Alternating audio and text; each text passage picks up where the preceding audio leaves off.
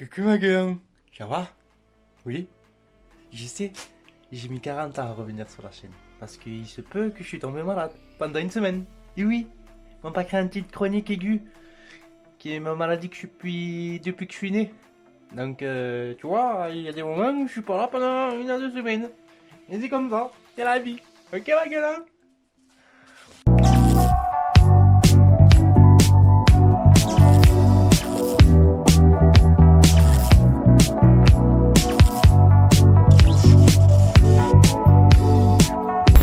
Ok.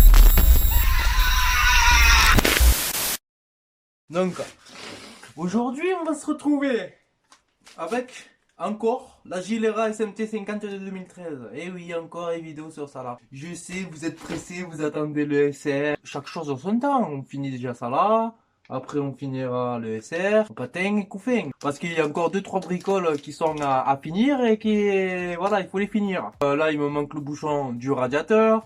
Il me manque aussi les plaquettes de frein. Il me manque le manchon et la boîte air. Parce que je vais commander une boîte air et un manchon sur AliExpress. 20 € la boîte air avec le manchon. Soit je fais ça, soit j'en fabrique une avec du tuyau PVC. Alors, le tuyau PVC, tu sais, les gros tuyaux de chiottes, là, tu sais. Eh ben, je le coupe en deux, je l'aplatis, et je fais ma boîte à air, mais fait maison, tu vois ce que je veux te dire, avec un manchon de chez AliExpress. Parce que j'en ai marre, elle fait trop de bruit, avec admission libre, elle fait beaucoup trop de bruit. Avec la boîte à air, elle marchera comme si elle était sans admission. C'est tout simplement l'entrée d'air, il faut pas le faire comme ça, l'entrée d'air au niveau de la boîte à air. L'entrée d'air de la boîte à air, normalement, il faut le double du carbu. D'accord? Il n'y a plus de son qui fait bruit de merde. J'aime bien entendre le son du pot, tu vois, parce que à force d'entendre que le carbu, tu passes dans les petites rues, t'entends même pas le pot, alors que le pot il fait même pas de bruit, t'entends juste le carbu. C'est désagréable, j'aime pas ça, ça me saoule. Mais c'est pas sûr. Mais ça a testé. Donc ça a testé avec une boîte à air. J'ai testé avec la boîte à air et sans la boîte à air, on verra c'est quoi qui marche le mieux. De toute façon, je vais choisir la solution auquel ça marche le mieux. Je vais pas mettre la boîte à air si ça marche moins mieux. Tu comprends le délire. Bon bref, c'est pas le sujet de la vidéo. Putain, à chaque fois je m'étonne là, j'ai envie de me prendre le pignon là avec les dents, de le taper dans le crâne comme ça et avoir plein d'empreintes de pignon dans la canèche. Seigneur, ne vous inquiétez pas aussi, ce pot je vais le changer les gars, arrêtez de me dire ah le pot mais qu'est-ce que tu me fais, tu mets pas, qu'est-ce que t'as comme pot, mamie, rien. Vous rendez fou hein, la moto elle est pas finie, j'ai fait juste le bloc dessus, j'ai juste fait le vilebrequin, la prépa, le cylindre, le carbu, et c'est tout. J'ai même pas fini les gars, laissez-moi le temps, je suis pas comme tous les autres à acheter 2000 € de pièces d'un coup comme ça et à tout monter d'un coup comme ça et après régler et après terminer. Non, moi c'est petit à petit, je peux pas mettre des milliers et des cents d'un coup. Donc c'est petit à petit. Aujourd'hui les gars, j'ai reçu une pièce. Oui parce que ça va être plusieurs vidéos, plusieurs essais, il y en a. J'ai reçu ce pignon 17 dents. Ouais 17 dents. Là je suis en 15, mais ça tire beaucoup trop court, j'ai l'impression d'avoir encore le 13, le pignon 13. Alors que je suis en 15. Et je tape 110 maximum. Je sais, j'ai le pot qui me bride, me le répétez pas, merde, je le sais tout ça, je le sais, je connais ma moto par cœur, ça sera rien, commentaire inutilisable. Ce que je vais faire aujourd'hui, je vais monter ce pignon. C'est la seule jour là, hier j'étais mal encore, hein. Là c'est le seul jour aujourd'hui que je vais bien, je peux faire une vidéo et tout au calme. Hein. Puis même c'est un tir de la moto, donc voilà, ça va mieux, alors c'est cool. Le pignon 17, hein. Je te montre pas, c'est écrit 17 dessus, hein. 17 420. Voilà, il est énorme, énorme. Ah ouais, il va falloir que je coupe le petit bout de carter là. Donc du coup, ben, on va se le monter et on va voir ce que ça dit les gars. C'est parti sans tous attendre. On le monte et après on va les tester. Ici là, tu dévisses tes tendeurs. Voilà, là on est comme ça et de l'autre côté je vais faire pareil. Ensuite, on dessert la roue, mais pas trop, tu vois, juste tu la desserres. Voilà, quand ton tendeur il est libre comme ça, c'est bon, t'avances ta roue. Voilà, là elle a avancé. Tu viens de vendre ton pignon de mort là, tu vois le pignon de mort. Tu le prends avec une petite clé. Là c'est du 10 pour moi. Donc ça c'est un pignon de chez AliExpress, comme sur les leurs. Voilà. Donc là pour enlever ça il faut tourner et l'enlever. Ensuite enlève ton pignon. Donc voilà, je te montre pas, pignon de 15. Voilà. Donc les écritures vers toi, ce serait le mieux, hein, si tu viens changer et que tu t'en souviens plus ce que tu as mis comme pignon. Mais bon, ce serait grave quand même. Si tu t'en souviens plus, voilà, hop, tu l'emboîtes. Voilà, je l'ai bien détendu, donc ça tombe pile poil. Ah, c'est bien, ça rentre bien en force. Bien comme je veux. Ah, ça c'est parfait ça. Tu viens mettre ta petite tuque là. Pour éviter qu'il se barre. Donc pareil, tu tournes. Et voilà. Et là, tu vois qu'on est assez proche du carter là. Donc ce que je vais faire, je vais le couper un biais là.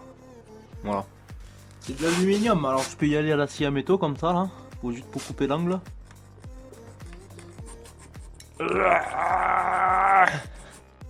Et voilà.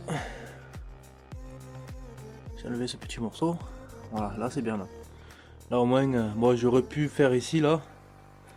Mais pour l'essai, on va déjà faire comme ça. Et après je le ferai plus tard de le gratouiller un peu ici, on sait jamais. Parce que quand tu es par dessus, tu resserres tes deux boulons de 10.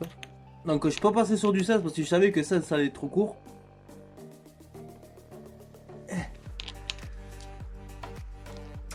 Par le côté de la chaîne. Donc tu tends. Tu vois, elle vient se tendre, hein, normal, tu viens reculer la roue. Voilà. Hop. Là on n'est pas trop loin. Voilà. Donc avant de trop serrer ici, parce que là c'est encore détendu, je vais serrer de l'autre côté. Là, je vais prendre la mesure du filetage que j'ai ici. Avec un pied à coulisse. Bon, certains il n'y aura pas de pied à coulisse, mais c'est pas grave, tu prends n'importe quel machin et tu fais repère avec ton doigt. Voilà, et je vais me caler comme ça. Et je bloque mon pied à coulisse. On voit combien c'est de l'autre côté. Il faut prendre en compte que quand tu es sur la moto, la chaîne elle se tend avec ton poids. Donc là on est plutôt pas mal. Donc est-ce qu'on est pareil que tout à l'heure. Donc là, on a un filetage en moins. Hop. Donc voyons si on a la même longueur de l'autre côté pour avoir la roue centrée. Donc là c'est pas le cas, j'ai trop vissé de l'autre côté, donc je dévisse de l'autre côté. Et la chaîne, elle est parfaite. Je viens bloquer une clé ici, je recule la roue pour mettre la chaîne en tension et que la roue elle se plaque bien vers le moteur et qu'elle vienne pas reculer en arrière quand je viens serrer en fait. Là, et voilà. Et là, on a une tension plutôt satisfaisante.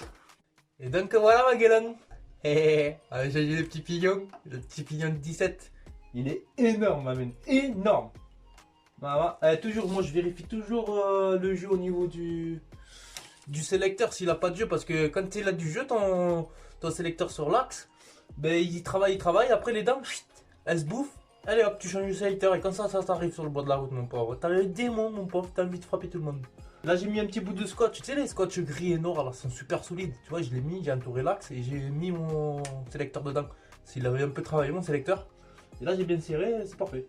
Ça bouge pas depuis 2-3 sorties. Ça n'a pas bougé. Donc voilà, mon Ray, maintenant tu sauras à partir de cette vidéo comment changer un pignon et tendre sa chaîne. Voilà, rien de plus simple. Donc sans tout attendre pour la fin de la vidéo quand même, on va aller tester ça. Allez Magellan, casse.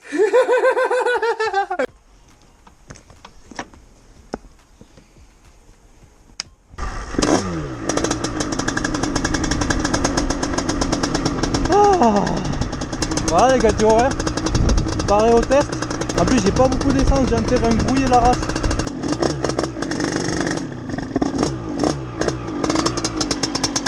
Hop, j'enlève le starter, alors, je vois le fond de réservoir là, ça fait peur.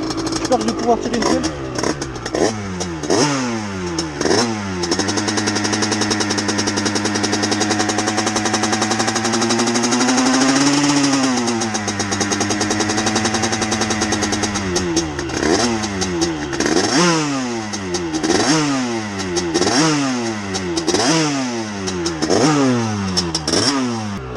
Vas-y, je vais rouler les gars. Ça va chauffer en roulant, en la chauffant. Ah oui. Oh, oh le feu. J'ai l'impression d'avoir une 125 comme. En plus j'accélère à peine hein. Elle le tire le pignon hein.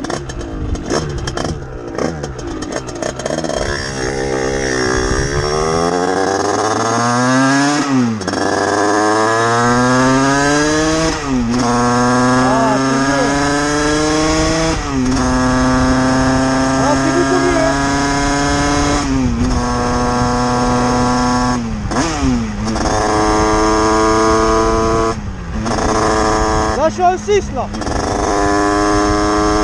je suis en 6 à 70. Donc le moteur il gueule. Ouais, c'est parfait. Ouais. J'aime bien cette vitesse de croisière là. J'aime bien. Ouais, parfait. Hein. Elle roule à 80 sans gueuler, sans dépasser la limitation des vitesses. Parfait.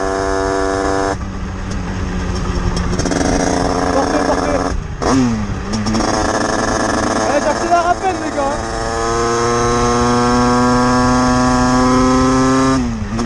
Là je la fais chauffer et en revenant on va tirer fort. Ah putain, mouche dans l'œil. Ah c'est cool putain, ça tire bien long là. Là je sens que le moteur il force pas, tu vois, il est linéaire comme un bon vieux cylindre. Il est linéaire.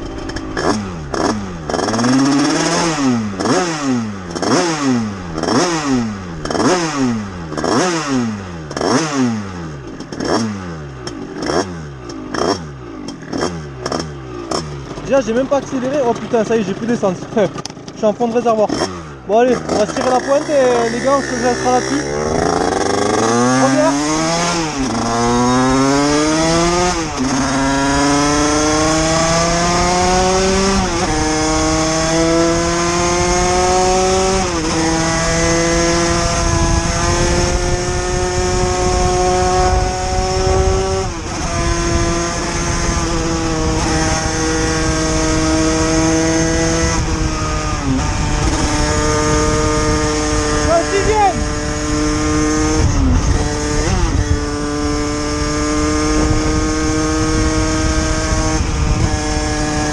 Quart de poignée, mais pas à fond, regardez.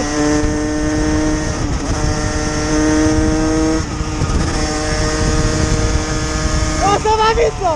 Là ça va vite.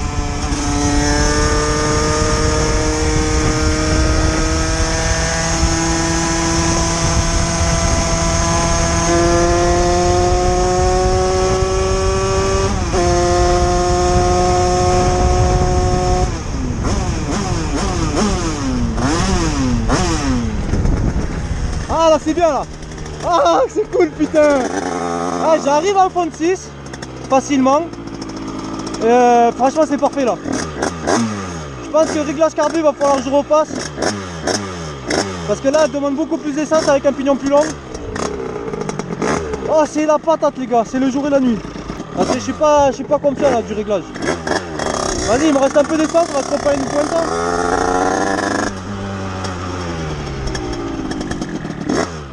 Oh c'est parfait les gars, franchement c'est parfait, c'est comme j'aime là.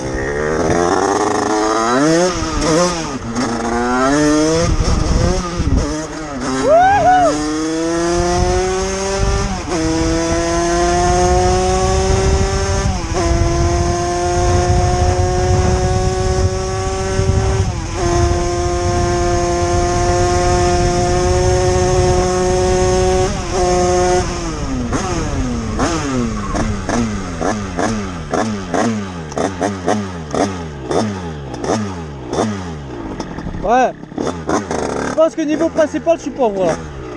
Elle force un léger chouïa. Vas-y.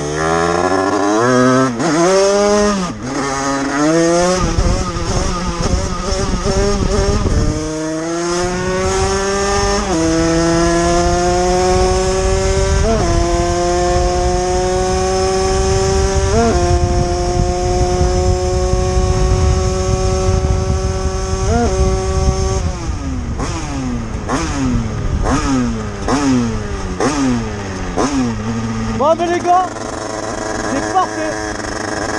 C'est ni trop court, ni trop long pour le monter tout ça. Et ni trop court, franchement c'est parfait parce qu'après trop long, les freins ils suivent pas, ça va trop vite, les pneus ça casse à la route. Donc là franchement bien de vitesse, je valide. Je peux enfin rouler convenablement. Là c'est super génial. Bon. À voir avec le temps si ça tire pas trop court non plus parce que j'ai l'impression que j'arrive assez vite quand même en fond de 6. Mais il y a de quoi s'allumer, il y a de quoi s'amuser, c'est assez linéaire, tu vois, dans la 5e et la 6 c'est assez linéaire. Avant que tu arrives en fond de 6 et en fond de 5, c'est assez linéaire tout simplement. Franchement les gars, le feu de Dieu, ah je suis content. Ah, là, je l'apprécie la moto. Là, tu vois, ça se comporte comme un 125 presque. C'est fabuleux. Même première, deuxième, troisième, ça lève à l'accélération comme avant. Franchement, rien à dire. Donc en plus, quand je lève, c'est beaucoup plus souple. C'est moins hard, ça fait moins d'à-coups. Et c'est beaucoup plus linéaire. Donc du coup, tu peux faire comme les 4 temps en wheeling. C'est super génial. Franchement, les gars, je valide à 100%. C'est de la frappe atomique. J'ai eu peur que mon moteur il ne le tire pas, ce pignon de 17, hein, dû à la grosseur. À voir au niveau réglage carbu maintenant, s'il faut pas un peu plus d'essence pour le fond 6, parce que j'ai vu que la fond 6, comme tu l'auras vu, j'étais à fond, elle stagne et elle continue, mais bon, ça me fait un petit peu peur si je suis trop pauvre, tu vois. Donc du coup, voilà. Bon allez les gars, stopping, je vais me faire un montage vidéo en haut, je vous présente ça pour ce soir. Merci à vous tous. Et bonne continuation à toi, Moreille, ok? Allez, peace.